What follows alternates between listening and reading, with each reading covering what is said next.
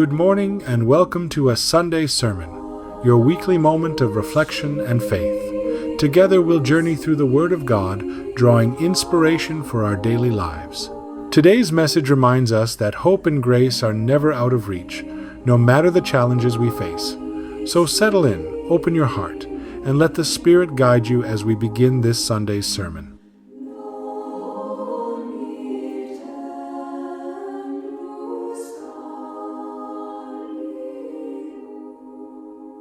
Let me read our text for this morning from Romans chapter 12, verse 16, from the English Standard Version, Catholic Edition.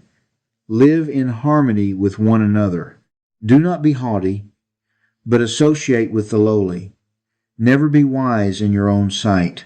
This single verse, though brief, contains a wealth of spiritual wisdom that speaks directly to one of the most pressing challenges facing the church in every age, the challenge of Christian unity. The Apostle Paul, writing to the church in Rome, is not merely offering good advice or helpful suggestions. He is giving us divine instruction on how we are to live together as members of the body of Christ. Throughout Romans chapter 12, Paul has been teaching us how Christians should react and behave toward others. He has painted a picture of the Christian life that is radically different from the way the world operates. He has called us to present our bodies as living sacrifices, to be transformed by the renewing of our minds, to use our spiritual gifts for the building up of the body, to love genuinely, to honor one another, to rejoice with those who rejoice and weep with those who weep. And now, in verse 16, Paul emphasizes the importance of agreement and harmony in the church. Live in harmony with one another, he writes. The Greek word here literally means to think the same thing or to be of the same mind. This is not a call to mindless conformity or the suppression of legitimate differences. Rather, it is a call to unity of purpose, unity of heart, unity in our commitment to Christ and to one another. But Paul knows that this unity is fragile.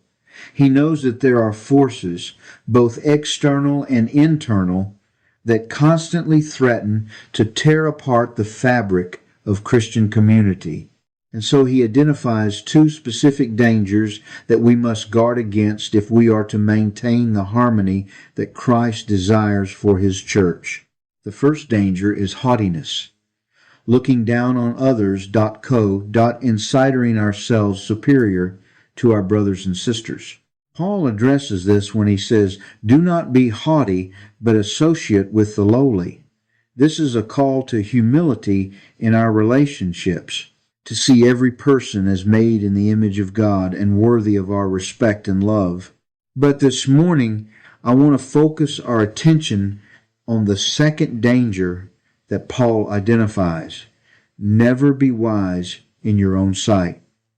This phrase, wise in your own sight, translates a Greek expression that means being proud of your own wisdom and knowledge, being conceited about your intellectual abilities, trusting in your own understanding rather than in God's wisdom. This is the danger of intellectual pride. And it is just as deadly to Christian unity as haughtiness in our social relationships. In fact, in many ways, it may be even more insidious because it often disguises itself as virtue. After all, isn't it good to pursue knowledge? Isn't it right to develop our minds? Isn't wisdom something we should seek? Yes, absolutely, but there is a world of difference between seeking wisdom humbly as a gift from God and being wise in your own sight, between growing in knowledge for the glory of God and the service of others, and being proud of what we know or how clever we are. This morning I want us to explore together what it means to be wise in your own sight, why this is so spiritually dangerous, and how we can pursue true wisdom, the wisdom that comes from above, the wisdom that leads not to division but to unity, not to pride but to humility, not to self-exaltation but to the exaltation of Christ. So, what exactly does Paul mean when he warns us against being wise in your own sight? At its core, it means being proud of your own wisdom and knowledge, having an inflated view of your intellectual abilities, trusting in your own reasoning more than in God's revelation. This intellectual pride takes two forms.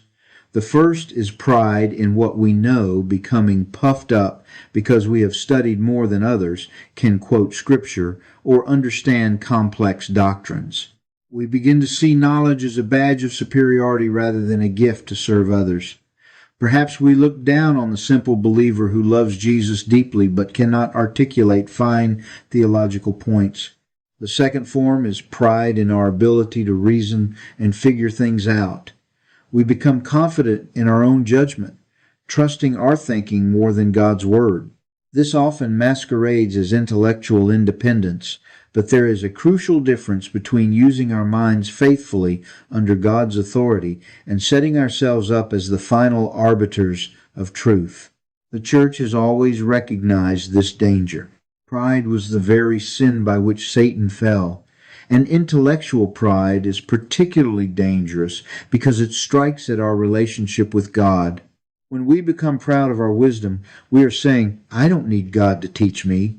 Moreover, this pride directly threatens the harmony Paul commands. When we are wise in our own sight, we dismiss those who disagree, use knowledge to win arguments rather than serve in love, and create divisions in the body of Christ. Why does Paul warn us so strongly against being wise in our own sight? Let me give you 3 reasons why this sin is spiritually deadly. First, intellectual pride is based on an illusion. We know far less than we think we do. Think about how often you have been absolutely certain about something, only to discover later you were wrong. The wisest people in history recognized how little they truly know, as Paul wrote in 1 Corinthians 13, For now we see in a mirror dimly, now I know in part, then I shall know fully. Second, whatever wisdom we have is a gift from God, not our own achievement. St. James writes, Every good gift and every perfect gift is from above, coming down from the Father of lights. Did you choose your intellectual abilities? Your opportunities for education? No, these are gifts. When we become proud of our wisdom, we are taking credit for what is actually God's gift, committing the sin of ingratitude. Third, intellectual pride does great harm. Paul writes in 1 Corinthians 8, Knowledge puffs up, but love builds up. Pride is the opposite of love. It is impatient with those slower to understand, boastful of its knowledge, arrogant in its certainty, rude in dismissing others' views. Without charity, even the most impressive knowledge is worthless. Intellectual pride destroys charity, turning knowledge into a tool for self-exaltation rather than service. Most importantly, it is the opposite of Christ, who came not in pride but in humility, saying, Learn from me, for I am gentle and lowly in heart. If intellectual pride is so dangerous, how do we avoid it? The answer lies in understanding that there are 2 fundamentally different kinds of wisdom. St. James describes these in chapter 3. The wisdom from above is first pure, then peaceable, gentle, open to reason, full of mercy and good fruits, impartial and sincere.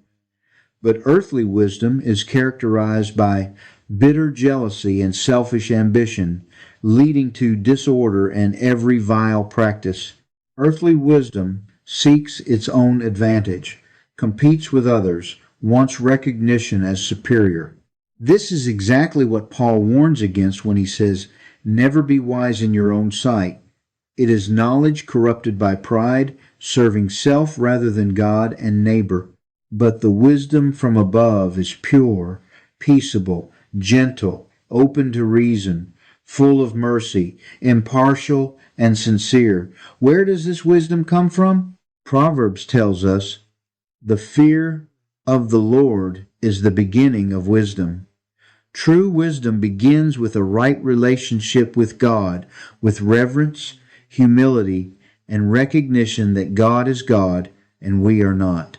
James tells us, "If any of you lacks wisdom, let him ask God, who gives generously to all without reproach, and it will be given him." True wisdom is not something we achieve through our own efforts. It is a gift we receive from God. We must ask for it, open our hearts to the Holy Spirit, and approach knowledge with humility and prayer. How do we walk this path? Let me offer 3 practical steps. First, walk humbly with your God. As Micah asked, "What does the Lord require of you? To do justice, and to love kindness, and to walk humbly with your God." This humble walk must permeate our intellectual lives.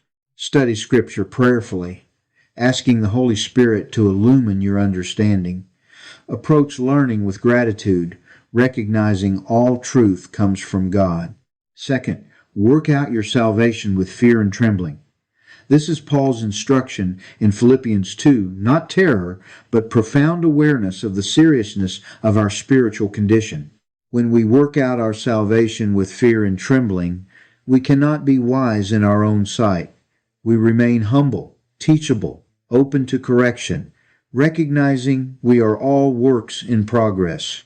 Third, actively seek wisdom from God through prayer, Scripture, and the church's teaching. Prayer is essential. Ask God for wisdom regularly. Scripture is God's inspired word, one of the primary means by which He imparts wisdom. Read it regularly, meditate on it deeply, let it shape your thinking, and humbly receive the teaching of the church, recognizing that God works through His people to guide us into truth. Let me bring us back to where all Christian teaching must lead, to Christ Himself. Jesus Christ is our model of humble wisdom. In Him we see what it means to possess all knowledge without being wise in one's own sight. Paul tells us in Colossians that in Christ are hidden all the treasures of wisdom and knowledge. He is the eternal Word through whom all things were created. He knows all things, understands all mysteries, possesses infinite wisdom. Yet how did He come to us? Not in pride or intellectual superiority, but in humility. Born in a stable, raised in an obscure village, working as a carpenter, associating with fishermen and tax collectors. He taught in simple stories that children could understand parables about seeds and soil, sheep and shepherds. When challenged by those who thought themselves wise, He responded with wisdom from above, pure, peaceable, gentle, full of mercy. Most remarkably, though He possessed all wisdom, Jesus became obedient unto death on a cross. Paul describes this in Philippians 2. Though He was in the form of God, He did not count equality with God a thing to be grasped, but emptied Himself. He humbled Himself by becoming obedient to the point of death, even death on a cross. This is the pattern we are called to follow. So I ask you, are there areas where you have been wise in your own sight? Have you been proud of your knowledge or looked down on others? Have you used knowledge to win arguments rather than serve in love? If so, bring these things before the Lord. Confess your intellectual pride. Ask for the grace of humility. Seek the wisdom from above. I invite you to commit yourself afresh to walking humbly with God, to seeking wisdom through prayer and Scripture. Follow Christ in the way of humble wisdom, the way that leads not to self-exaltation but to God's glory, not to division but to unity, not to pride but to love. Remember our text. Live in harmony with one another. Do not be haughty, but associate with the lowly. Never be wise in your own sight. This is the way of Christ, the path to true wisdom, how we build up the body of Christ in unity and love. May God grant us grace to walk this path together, that in all things Christ may be glorified and His church may be one.